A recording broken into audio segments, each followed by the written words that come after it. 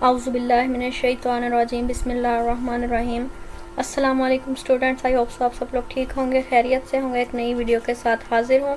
تو آج کا ہمارا ٹاپک ہے اسلامی تعلیمات اور عصر حاضر کے تقاضے، باب ہفتم ہم پڑھ رہے تھے، اور اس میں سبق نمبر جو ہے الف ہے، وہ ہے اسلام میں علم کی اہمیت۔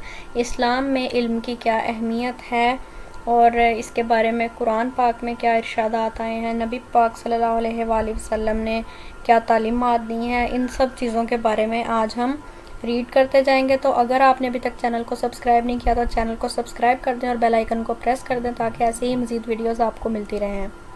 تو سٹارٹ کرتے ہیں بنا وقت ضائع کیے، اور سب سے پہلی بات جو سب سے امپورٹنٹ بھی ہے وہ یہ ہے کہ آپ نے ساتھ ساتھ چیزوں کو انڈرلائن کرتے جانا ہے جو میں کرواؤں گی۔ اگر آپ پہلے لیکچر لے چکے ہیں اسلامیات کے تو آپ کو اندازہ ہو چکا ہوگا، اور اگر نہیں لیے تو میں آپ کو بات ریپیٹ کر دیتی ہوں کہ ہم جو چیزیں پڑھتے ہیں اس میں سے پہلے ہم انڈرلائن کریں گے چیزوں کو، اور باقی جو ہم ایکسرسائز بعد میں مشق حل کریں گے تو وہی کوسچن جو ہم نے انڈرلائن کیے ہوں گے اسی میں سے وہ مشق آتی ہے، تو ہم ایزیلی پھر کر لیتے ہیں۔ ٹھیک ہے، پہلے ہم سبق کی ریڈنگ کریں گے اچھے سے، تو پھر اس کے بعد مشق کو حل کریں گے۔ نبی کریم صلی اللہ علیہ وآلہ وسلم پر سب سے پہلے جو وحی نازل ہوئی اس کا آغاز لفظ اقرا سے ہوا تھا، یعنی جس کا معنی ہے پڑھ۔ اقرا کا سب سے پہلی وحی جو نازل ہوئی تھی اس کی لائن تھی اقرا بسم ربک الذی خلق۔ ٹھیک ہے، تو اس کا آغاز لفظ اقرا سے ہوا تھا، پہلا لفظ اقرا تھا، اور اقرا کا معنی کیا ہے؟ پڑھ۔ ٹھیک ہے، ارشاد باری تعالیٰ ہے اقرا بسم ربک الذی خلق، سورۃ العلق کی آیت نمبر 1 ہے جو سب سے پہلی وحی میں نازل ہوئی تھی۔ ٹھیک ہے، آپ صلی اللہ علیہ وآلہ وسلم اپنے رب کے نام سے پڑھیے جس نے سب کو پیدا فرمایا۔ ٹھیک ہے، اس لائن کا یہ مطلب ہے۔ حضور صلی اللہ علیہ وآلہ وسلم نے فرمایا مجھے تو معلم بنا کر بھیجا گیا ہے، یعنی حضور پاک کا ارشاد ہے کہ مجھے معلم بنا کر بھیجا گیا ہے۔ معلم کون ہوتا ہے؟ جو دوسروں کو علم کی تعلیم دیتا ہے، علم کی روشنی سے نوازتا ہے، اس کو معلم بولتے ہیں۔ ٹھیک ہے، استاد۔ نبی کریم صلی اللہ علیہ وآلہ وسلم نے فرمایا، ترجمہ، علم حاصل کرنا ہر مسلمان مرد و عورت پر فرض ہے۔ اب یہاں پہ ہر مسلمان ساتھ میں مرد و عورت، یعنی یہ نہیں کہ عورت کی تعلیم پہ حضور پاک نے منع کیا، نہیں، اسلام میں علم حاصل کرنا ہر مسلمان مرد اور عورت دونوں پر فرض ہے۔ ٹھیک ہے، اور جو لوگ سمجھتے ہیں نا کہ بیٹیوں کو پڑھانا اچھی بات نہیں ہے تو وہ بالکل ہی غلط بات ہے۔ اسلام نے اس بات کی عورتوں کو بھی اجازت دی ہے کہ ان کا حق ہے۔ ٹھیک ہے، اسلامی معاشرے کا نصاب تعلیم، یعنی اسلامی معاشرے کا نصاب کیا ہے، تعلیم کا جو نصاب ہے وہ کیا ہے۔ ایک اسلامی معاشرے کے لیے صحیح نظام تعلیم وہ ہو سکتا ہے جس میں روحانی علوم کے ساتھ مادی علوم پڑھنے اور پڑھانے کا بھی پورا انتظام ہو، یعنی صرف روحانی نہیں بلکہ مادی علوم بھی پڑھنے چاہیے۔ ٹھیک ہے، یعنی روحانی طور پہ اسلام کی ساری تعلیم اور اس کے بعد دنیاوی تعلیم دونوں ہی بہت ضروری ہیں۔ چنانچہ جو نظام تعلیم محض روحانی علوم پر مشتمل ہو یا محض مادی علوم پر مشتمل ہو، مکمل طور پر اسلامی نظام تعلیم نہیں کہلا سکتا۔ مکمل طور پر اسلامی نظام تعلیم وہ ہوگا جس میں انسانوں کی روحانی اور جسمانی ضرورت سے متعلق وہ تمام علوم پڑھائے جائیں جو انسان کے لیے فائدہ مند ہیں۔ اب ہم سوچتے ہیں کہ سائنس ہم کیوں پڑھیں، اس میں اسلام کا کوئی لینا دینا نہیں ہے، لیکن ہماری جسمانی ضرورتیں جو ہیں ہمیں بہت کچھ علم سے سیکھنے کو ملتا ہے۔ ہمیں پتہ چلتا ہے کہ جو چیزیں ہمارے لیے اچھی ہیں وہ ہم نے یوز کرنی ہے، جو نہیں اچھی وہ ہم نے نہیں یوز کرنی، کن چیزوں سے ہم نے اوائڈ کرنا ہے۔ تو یہ سارے سبجیکٹ جب ہم پڑھتے ہیں اور اپنی ضروریات کے لیے، تو یہ بھی ہمیں اسلام نے اجازت دی ہے۔ نبی کریم صلی اللہ علیہ وسلم نے علم نافع یعنی فائدہ مند علم کے حصول کی دعا مانگی اور فرمایا، ترجمہ، اے اللہ میں تجھ سے علم نافع، مقبول عمل اور پاکیزہ رزق کا سوال کرتا ہوں۔ علم نافع وہ علم جو فائدہ دے، ٹھیک ہے، مقبول عمل جو اللہ کے نزدیک ایسا عمل جو مقبول ہو، جو اللہ کے نزدیک اچھا عمل ہو، اور پاکیزہ رزق حلال رزق اور صاف رزق۔ ٹھیک ہے، علم نافع ہر وہ علم ہوتا ہے جس سے اللہ تعالیٰ کی مخلوق کو فائدہ پہنچے، اس میں سائنس کا علم بھی شامل ہے۔ ٹھیک ہے، نبی کریم صلی اللہ علیہ وآلہ وسلم نے مسلمانوں کے پہلے معلم تھے، اور صوفہ مسجد نبوی پہلا باقاعدہ اسلامی دارالعلوم تھا۔ ٹھیک ہے، مسجد صوفہ سب سے پہلی مسجد بنائی تھی آپ صلی اللہ علیہ وسلم نے، اور یہ پہلا اسلامی دارالعلوم تھا جہاں پہ علم دیتے تھے۔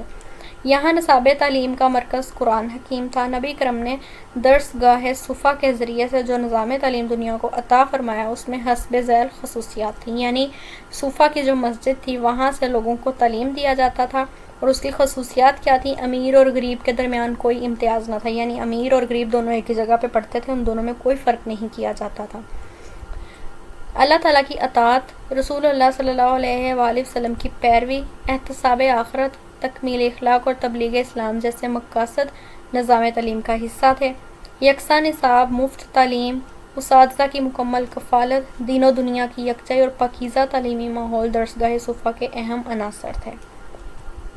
صفا کی درسگاہ میں درج ذیل مضامین پڑھائے جاتے تھے، یعنی کون سے سبجیکٹ پڑھائے جاتے تھے؟ حفظ قرآن حفظ کروایا جاتا، فن قرابت و تجوید قرآن، ٹھیک ہے۔ مختلف زبانوں کی تعلیم، مثلاً عبرانی، سریانی، فارسی، رومی، قبطی، حبشی، یہ سارے جو زبانیں وہاں پہ پڑھائی جاتی تھیں۔ حضرت زید بن ثابت بہت سی زبانوں کے ماہر تھے، ٹھیک ہے۔ اب حضرت زید بن ثابت رضی اللہ تعالیٰ عنہ جو تھے ان کو بہت ساری زبانیں آتی تھیں۔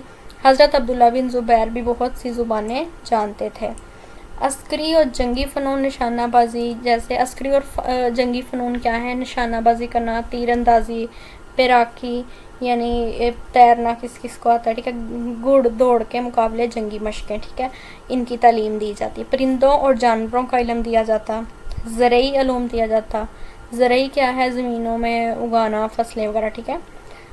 فلکیات اور علم انساب، خلفائے راشدین کے عہد میں قرآن مجید و حدیث نبوی نصاب تعلیم کا لازمی حصہ تھے، لیکن ان کے ساتھ ساتھ دوسرے علوم بھی مسلمانوں کو سکھائے جاتے رہے ہیں۔ حضرت عمر رضی اللہ تعالیٰ عنہ کے دور میں زبان و ادب بھی شامل نصاب ہو گئے، کیونکہ عربی زبان و ادب کی تعلیم فہم قرآن و حدیث کے لیے مددگار تھی۔ عربی زبان چونکہ قرآن و حدیث کی زبان ہے، لہٰذا اس کے متعلقہ علوم بھی شامل نصاب ہو گئے۔ ضرورت کے پیش نظر تاریخ و فلسفہ، زبان و ادب، کتابت و خطابت، خوشنویسی، علم کیمیا اور علم طب جیسے علوم و فنون بھی عہد بنو امیہ میں شامل نصاب ہو گئے، بنو امیہ کے عہد میں، ٹھیک ہے۔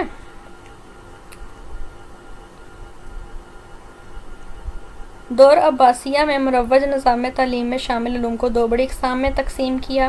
اول وہ علوم جن کا تعلق قرآن فہمی سے ہے، ان میں قرات و تفسیر، فقہ، کلام، صرف و نحو، زبان و ادب اور لغت و بیان جیسے علوم شامل ہیں۔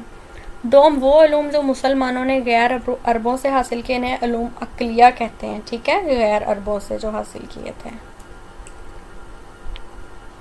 ان میں فلسفہ، جیومیٹری، طب، کیمیا، تاریخ اور جغرافیہ شامل ہیں۔ مسلمانوں کی سائنسی خدمات، اسلامی تعلیمات کا ہی نتیجہ تھا کہ بہت سے مسلمانوں نے سائنس کے میدان میں کارہائے نمایاں انجام دیے۔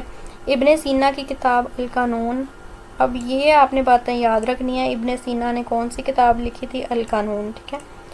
بصری کی کتاب الحیوان اور ابو القاسم کی جراحی 17ویں صدی عیسوی تک یورپ میں نصابی کتب کے طور پر پڑھائی جاتی رہی۔ کاغذ کی صنعت کو کمال پر پہنچانے والے اہل شاطبہ ہیں۔ اب کاغذ کی صنعت کو کس نے کمال تک پہنچایا؟ شاطبہ۔ شاطبہ جو ہے اندلس کے ایک شہر کا نام ہے۔ چھپائی کی مشین کے موجد مسلمان سائنسدان ہیں، یعنی جس مشین کے ذریعے چھاپے جاتے تھے وہ مسلمانوں نے ایجاد کی تھی۔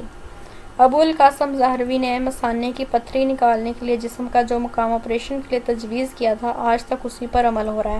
ابو القاسم زہروی جو ہیں یہ بھی مسلمان تھے، اور انہوں نے جو مثانے میں پتھری بن جاتی ہے اس کا جسم کا جو حصہ کاٹ کے انہوں نے بتایا تھا کہ یہاں سے آپریٹ کیا جا سکتا ہے، تو آج تک اسی پہ عمل ہو رہا ہے۔ محمد بن زکریہ رازی دنیا کے پہلے طبیب ہیں جنہوں نے طب کیا ہوتا ہے؟ ٹی بی کا علاج کیا، ٹھیک ہے، اور چیچک کا علاج ایجاد کیا۔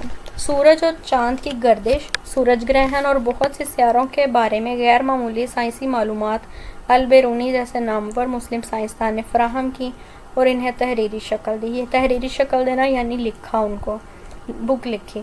حساب، الجبرا اور جیومیٹری کے میدان میں الخوارزمی نے گراں قدر خدمات انجام دیں۔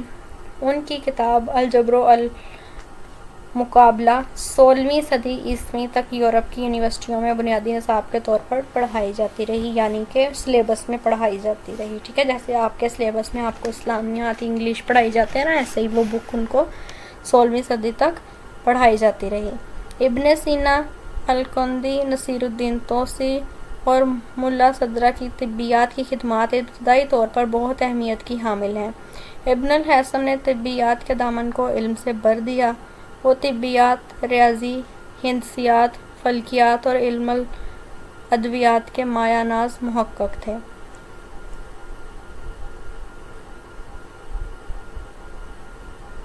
مسلمانوں کی دیگر صنعتی ایجادات میں کتب نما، زیتون کا تیل، عرق گلاب، خوشبوئیں، عطر سازی، ادویہ سازی، معدنی وسائل میں ترقی۔ مسلمانوں کی دیگر صنعتی ایجادات میں کتب نما، زیتون کا تیل، عرق گلاب، خوشبوئیں، عطر سازی، ادویہ سازی، معدنی وسائل میں ترقی، چمڑے کی صنعت، صابن سازی، شیشہ سازی اور جنگی ساز و سامان شامل ہیں۔ قرآن مجید میں کثرت کے ساتھ اللہ تعالیٰ کی مخلوقات پر غور و فکر کرنے، نصیحت حاصل کرنے اور زمین و آسمان کے نظام سے عبرت حاصل کرنے کی تعلیم دی گئی ہے۔ مسلمانوں کو حکم ہے کہ وہ زمین پر چلیں پھریں اور اللہ تعالیٰ کی بنائی ہوئی چیزوں کو دیکھ کر اپنے دل و دماغ کو روشن کریں۔ اس لیے ایک مسلمان پر لازم ہے کہ وہ سائنسی علوم میں بھی مہارت حاصل کرے۔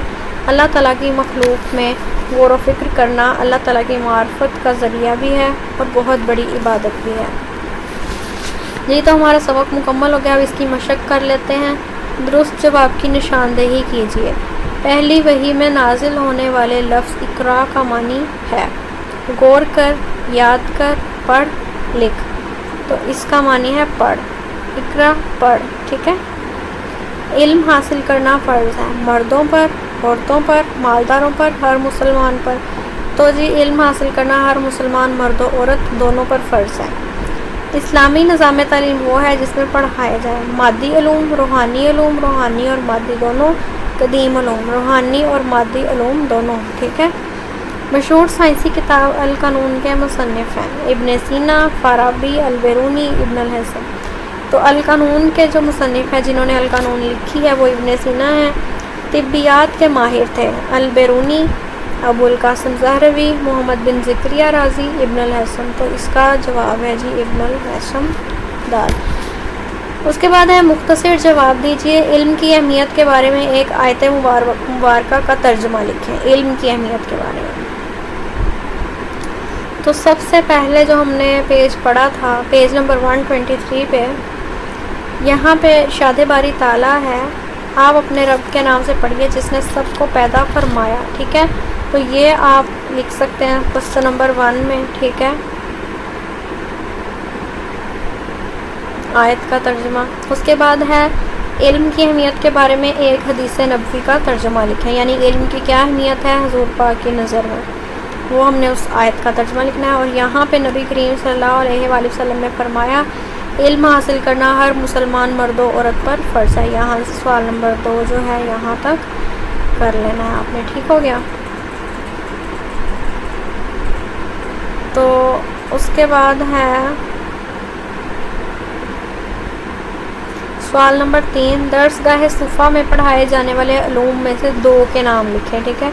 تو درس گاہ صفا کے اندر کون کون سی تعلیم دی جاتی تھی، اس میں یہ 7 یہاں پہ لکھے ہیں، ان میں سے کوئی آپ 2 لکھ لیں، حفظ قرآن لکھ لیں اور فلکیات اور علم انسان یا زرعی علوم لکھ لیں، کوئی سے بھی 2 ان میں سے آپ لکھ سکتے ہیں، ٹھیک ہو گیا۔ علم نافع کسے کہتے ہیں، اس کی ہم نے تعریف بیان کرنی ہے کہ علم نافع کسے کہتے ہیں۔ تو یہاں پہ ہے سوال نمبر 4، علم نافع ہر وہ علم ہوتا ہے جس سے اللہ تعالیٰ کی مخلوق کو فائدہ پہنچے، اس میں سائنس کا علم بھی شامل ہے۔ علم طب کے میدان میں محمد بن زکریا رازی کا کیا کارنامہ ہے، یعنی طب کے علم میں محمد بن زکریا نے کیا کارنامہ انجام دیا تھا۔ تو یہ ہے محمد بن زکریا رازی دنیا کے پہلے طبیب ہیں جنہوں نے ٹی بی کا علاج اور چیچک کا علاج ایجاد کیا۔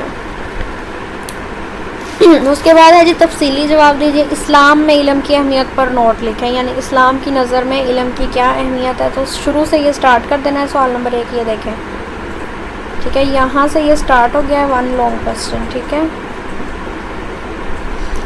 اور یہاں سے یہ یہاں تک کر لیں، ٹھیک ہے، یہاں تک کافی ہے آپ کا، یہاں تک کرنا چاہتے تو بھی ٹھیک ہے، لیکن وہ زیادہ شارٹ ہو جائے گا، آپ یہاں تک کر لیں۔